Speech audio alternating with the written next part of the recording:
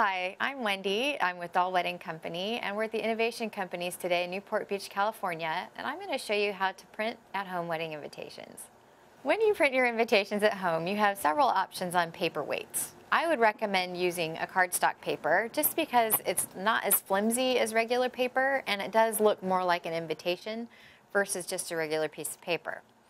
Now, you can do it several ways. You can print on an 8.5 by 11 sheet of paper several different invitations and cut them down if you're savvy on how to manipulate your word processing program to make things go in the right order and in the right sequence. Or you can cut them down like I do into the size that you're going to use and then manually feed them into your paper tray. It's quite a simple thing to do. You can use nearly any printer that you have. My advice, though, if you don't have a laser printer, which dries pretty quickly, is to make sure that you allow for drying time after you print on your paper. A lot of the times, if you're using an inkjet or something else, if you run your fingers over the top of it, it will smudge the ink, and you definitely don't want that.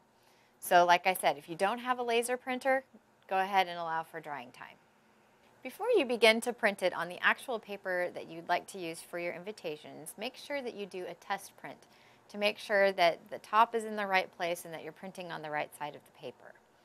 When I printed this one, I had already had the sticker on the top so that I knew exactly how it was going to print. You don't necessarily have to do that, and you can add the sticker after, but I wanted to make sure that I had the right amount of spacing on the top as I did on the bottom.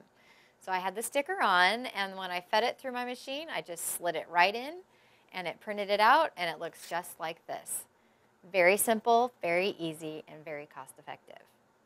Not only can you print your wedding invitation on the printer, but you can also address your envelopes using your printer. There is an envelope feature in many of the word processing programs where you can slide the actual envelope through the printer, or you can buy labels and just have it all printed on the labels and affix the label to the envelope when you're done. I recommend that you use a block style font on the majority of your invitation, making it easy for everybody to read. If you'd like to accentuate things, that's when you can pick a fancier font such as a script font.